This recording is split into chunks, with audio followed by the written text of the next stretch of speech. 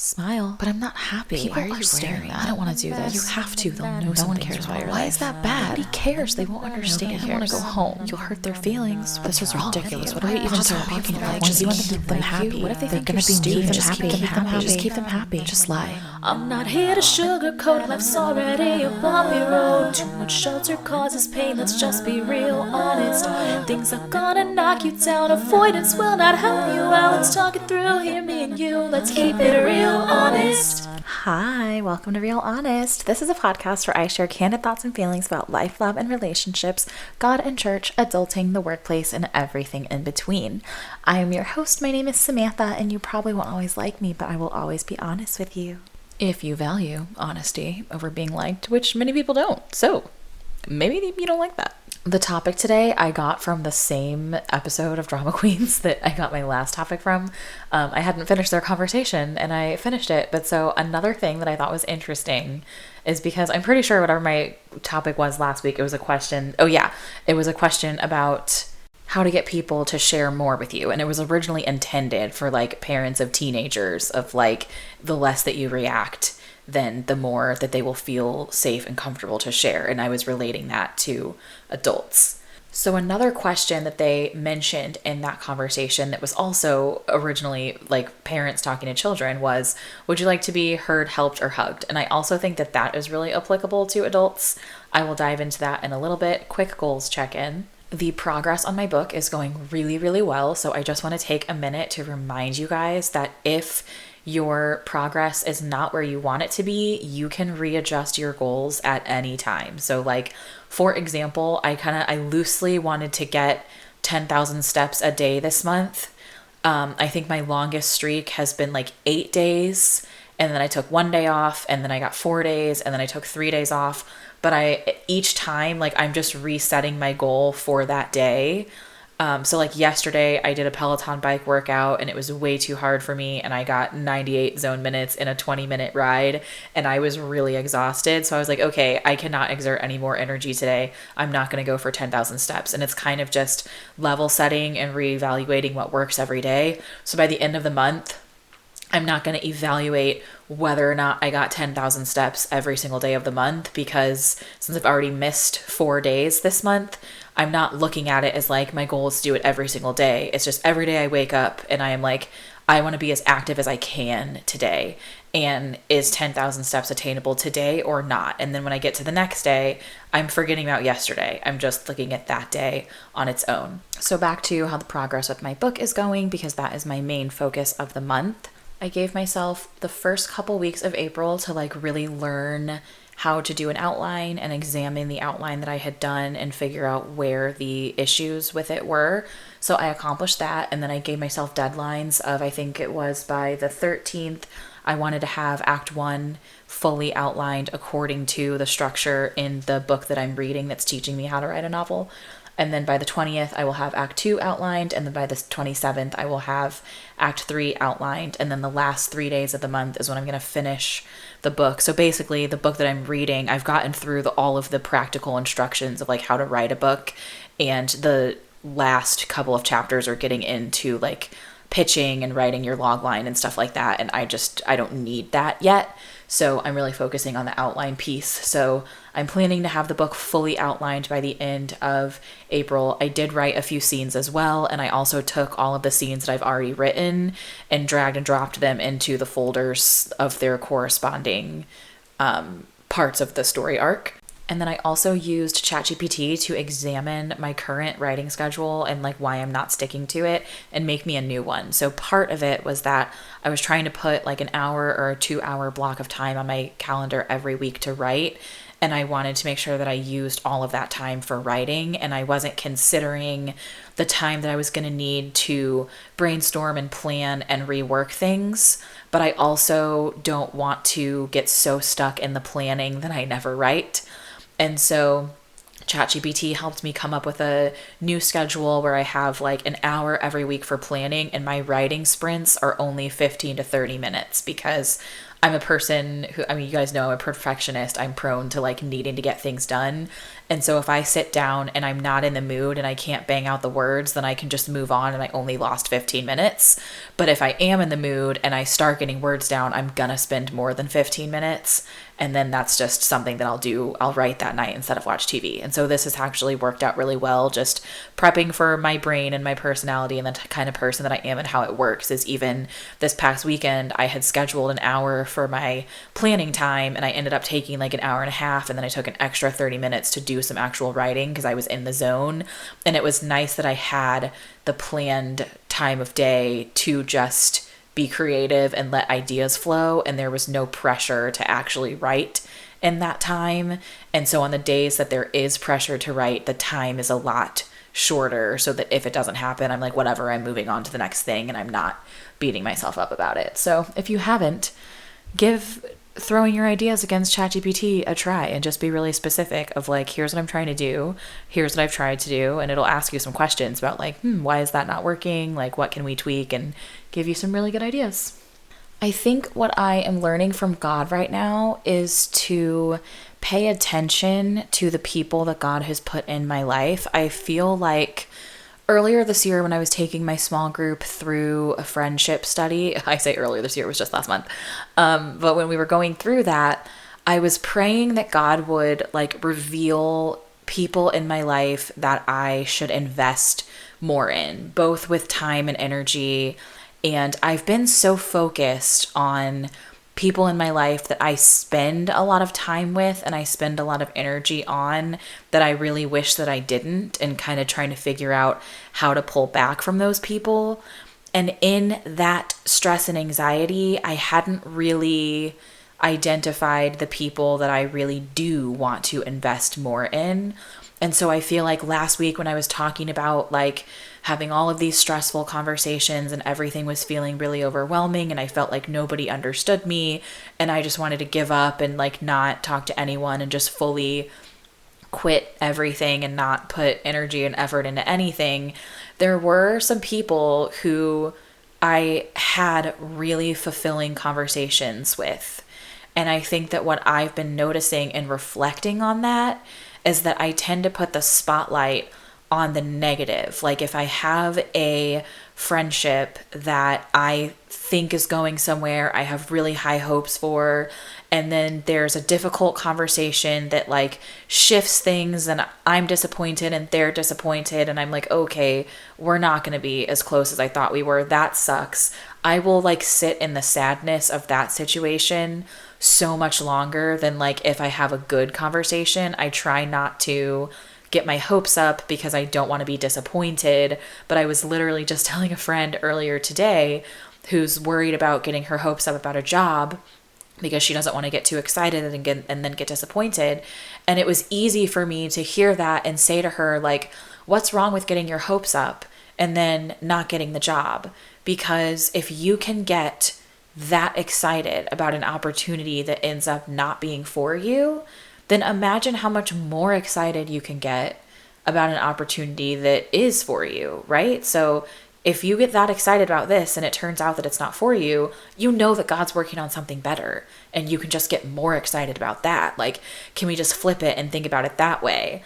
But I didn't take the time to sit back and like apply that to my own life. And it's like, okay, if I could get that excited about that potential friendship that fell through, imagine how much more excited I can get about a potential friendship that's actually going to end up where I want it to.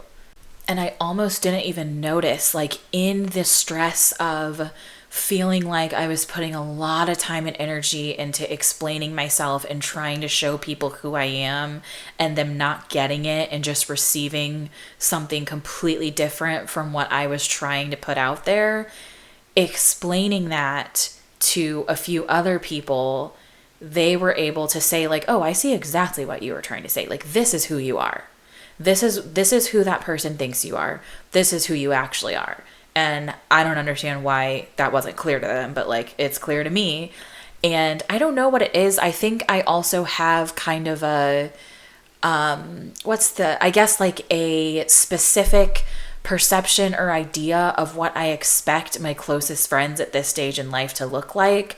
I expect their lives to look more similar to mine in terms of like, I live alone, I work from home, like just, I'm not married, I'm not dating, like that kind of stuff. And so I think like a lot of these people who I've had really great connections with in this past week, I think almost all of them are married. Like they're all kind of further along in life than I am in terms of like have kids and have been in the workforce longer than me and are able to kind of have more mentor roles. And so they're able to take more of like 1,000-foot view of being like, I totally remember being your age, but also I totally acknowledge that the world is different today and things are different today. And I think when I think about people that are older than me, I usually assume they're going to mother me and it's going to be like telling me what to do or like being in my life in the way that my mom is, and not in like a friend capacity of just like listening and laughing with me and relating to me. Like I don't know why I assume that like parents can't relate to me, just because I don't have a desire to be a parent. But it's been really cool to just step back and say like, no, actually these people are very close friends and I do have other people. And I feel like I also get so focused on like my two closest friends that I'm just absolutely obsessed with, like a psychopath. And even my therapist has been like, we need to diversify our portfolio of friends a little bit here. Can't put all our eggs in these two baskets. And it kind of pissed me off. I was like, why can't I put all my eggs in these two baskets? Like, those are the only two baskets that I want. But they have both been like really going through a lot. And I've been a little mad at them, to be honest, because even though they're both super good at letting me know when things are going on and like when they are available to me and when they're not, I feel like I am always available to everyone. Like I'm always going through something. I'm always sad.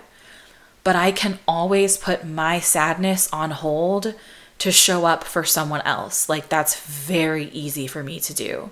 So I don't understand why other people can't do it. But I guess if I really dig deep and I analyze myself and I really think about it, when I'm getting mad because I am like, I'm checking on you and you're telling me that you're not totally good, and I get that, but like you're not checking back on me and I'm not totally good either. But then I think about there are people who are checking on me and I'm just not letting them know that I'm not totally good because they don't have the emotional capacity to help me. Like I know that if I say I'm not totally good, they're going to say like, "Oh, sorry, buddy."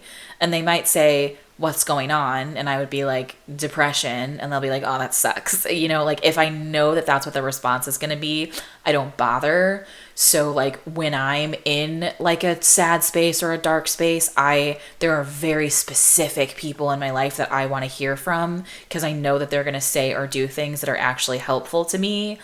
And I know that I can't assume that everyone is like me, and I actually should assume that no one is like me because we're all different.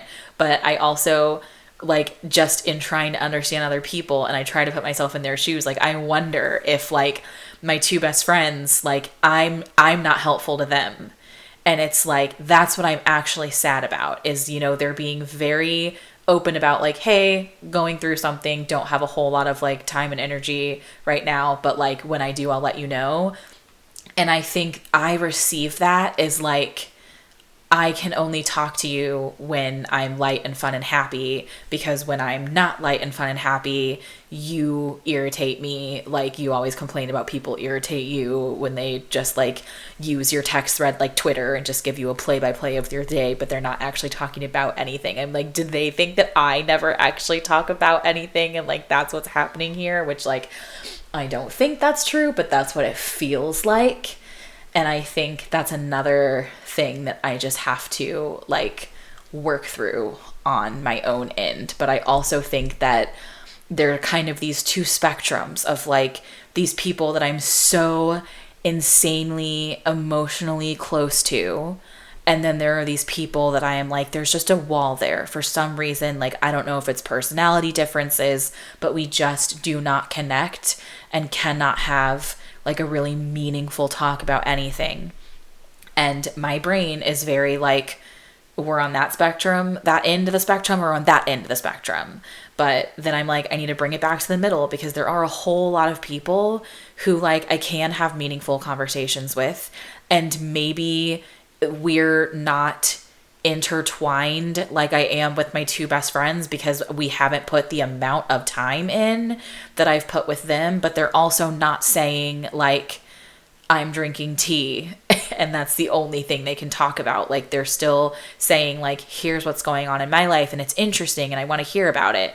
And then they're saying what's going on in your life and I'm telling them, and it's like actually helping me to talk through it. So I think that what God is teaching me right now is like, hey, I've answered your prayer. I did identify these people. Now, since you asked me to identify them and I've done it, like actually go forth and invest the time and energy into these people that I've identified for you. You're welcome. Okay, so the topic today, the question that I heard on the Drama Queens podcast was, would you like to be heard, helped, or hugged? And apparently this is what parents are asking their kids today to help them develop emotional intelligence, which I think is awesome. I wish that my parents would have asked me that question when I was growing up, but I also think that we should do this as adults. It's the same thing. You know, I guess it's just a more elementarily phrased question of like, hey, are you just venting or do you want advice here? And it's one of those things that I personally do not ask because I don't want to be asked, because I would like my friends to read my mind, but also because my default is venting. I'm almost never asking for advice. And if I am asking for advice, I'm going to start the conversation with, what are your thoughts on this? Tell me your thoughts on this. I'm dying to hear your thoughts on this. What do you think? So my friends really never need to ask me like, hey, do you want my thoughts? Because if I do, I'm going to ask for them. And if not, then just assume that I'm venting. But I do think that for a lot of people, we do need to talk about this. And then there's the third one, like, do you want to be hugged? And which for me, yes, I always want to be hugged. That's not an option for me because almost all of my relationships are 90% virtual at this point, which really, really sucks. Like, I'm definitely hug deprived, but I don't have any friends that live close enough to me to hug. So I literally, like, I have to fly to my friends once a year and just hug them enough in the weekend that I'm there to try to last me a whole year, which really, really sucks because I would love some more hugs. So if that's available to you, please squeeze all your friends as much as you can. But I think this is really important that we like actually be clear with, do you want me to listen or do you want me to offer advice? And also know that whichever one your friend responds with, you should still listen. So even if they say, I want your thoughts on this, or I want your advice on this, I want help, like I want to be helped, you have to hear them in order to help them. So don't just focus on what you can do to help. Like, first reiterate back to them restate their problem in your own words and make sure that it's actually clear to you what it is that they're looking for. Personally, as a rule, I try not to give people advice. I try to just talk people through it. So if someone ever says like, what should I do? Or what do you think about this? Usually I'm going to say, well, what do you want to do? What do you think about this? And, talk me through the pros and cons.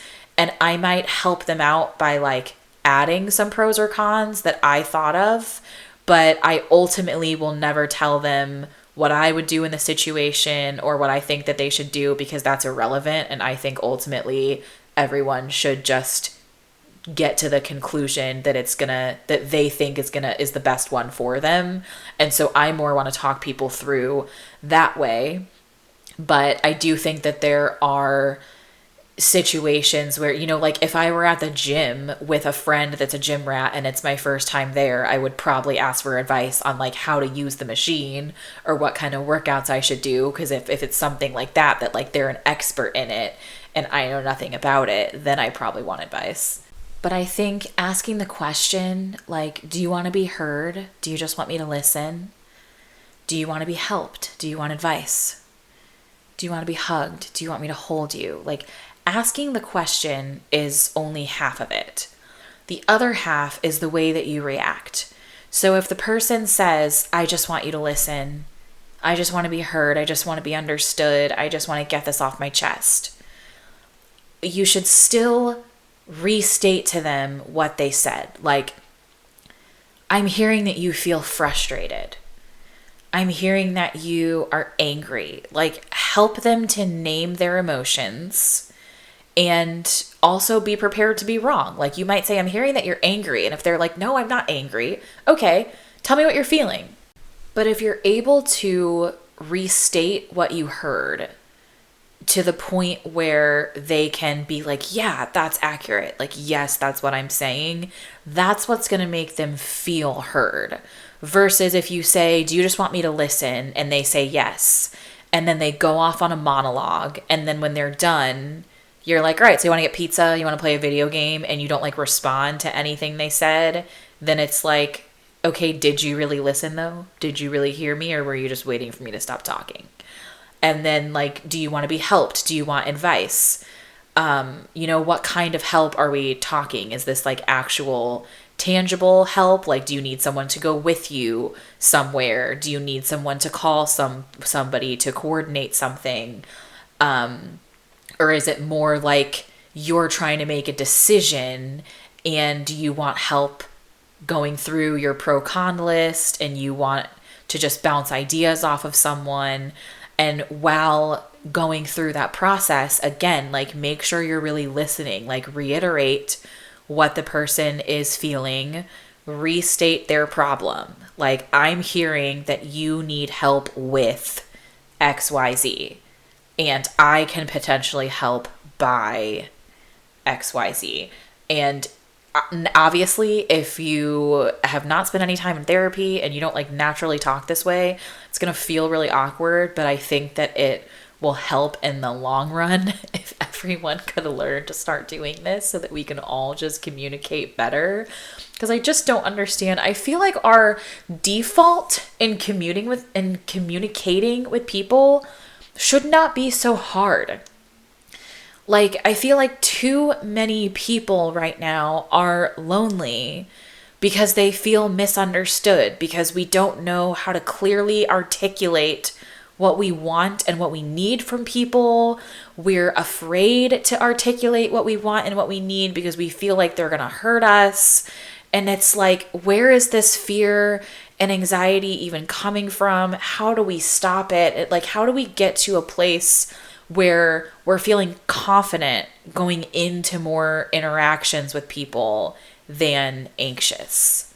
This leads right into my hard conversation this week. Honestly, I haven't had it yet, so I'm going to have to tell you guys about it next week. But basically, like, I have very difficult managers in my life, like both at work and in my volunteer position. I feel like I just really butt heads with the people that are managing me. I wouldn't even say so much like personality wise. It's more like their style of leadership does not work for me. And people say, well, I say people, I don't know who the people are, but I have heard it said that people don't quit jobs or roles or like companies, they quit managers.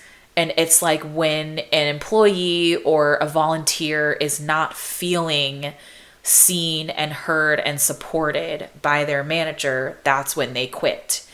And I'm like finally I feel like both in like volunteer work and my actual like work that I do, I feel like I'm in roles that like the roles fit me, the work that I'm doing fits, I'm very good at it, but the leadership, like my direct leadership style clashes with the leadership style of the person managing me, and that makes it really, really difficult. And I don't know how to have conversations about it, because I feel like when you're trying to have a conversation with your boss, like at the end of the day, if your boss disagrees with you and they gonna lay down the law and they're like, this is just what we're doing, then that's just what we're doing. Like, I don't get to change anything. And if my boss agrees with me and says like, yeah, that's a good idea, let's do that, and then just doesn't follow through, then there's nothing I can do about that either. Like, I can't force them to do what they say they're going to do. And I don't know if it's like forgetfulness or if it's lying to me or what it is. And so I think for me, I don't think it is fear going into the conversations as much as I don't like to have my time wasted. And I feel like expressing my feelings is going to be a waste of time because nothing's going to be done about it in the end. But I also feel like I have not really expressed my feelings because of that. So I'm trying something new this week where I have written out like a whole bunch of examples of things that my managers have done that has made me feel unseen and unheard and unsupportive. I like wrote out specific examples and like sent it and asked the question like, hey, here's how I'm feeling. I would like to have a conversation about how I'm feeling. I have written some things down and I would like you to take a look at it before we meet at the end of the week so that you can digest my thoughts and prepare, and we can see if we can come up with a solution together. So far, my managers have been very receptive to this and are like, yeah, let's chat about this. Candidly, I'm not confident that they're going to review what I wrote. I think they're going to look at it for the first time in the meeting if they remember that I sent it to them. And that's really going to frustrate me. But it's a different avenue that I'm trying so that I can say like, hey, the way that you lead and the way that I work is not working. So how can we work together to try to do something different here? Like, I don't want to put it all on them, but I also don't want to put it all on me. Like, I think there's something that can be done on both sides to improve the working relationships. And I am praying that a solution is found. But I'll tell you next week if there was one. And then what am I watching right now? You guys, I just finished The Residence on Netflix, Shondaland's new show. 10 out of 10. Loved every second. I did not solve the murder mystery, and I'm actually really excited that I didn't. I love to not know. I love to be kept guessing until the very last second. And I had like picked some people and it was nobody on my list. And I was like, oh, good job, writers. Loved it. Loved it. Oh, it's so good. Like, the acting is so good. The editing is so good. It's Shondaland. Of course, it's so good, but it's so good. Okay, bye. I'm not here to sugarcoat, life's already a bumpy road. Too much shelter causes pain, let's just be real honest. Things are gonna knock you down, avoidance will not help you out. Let's talk it through here, me and you, let's keep it real honest.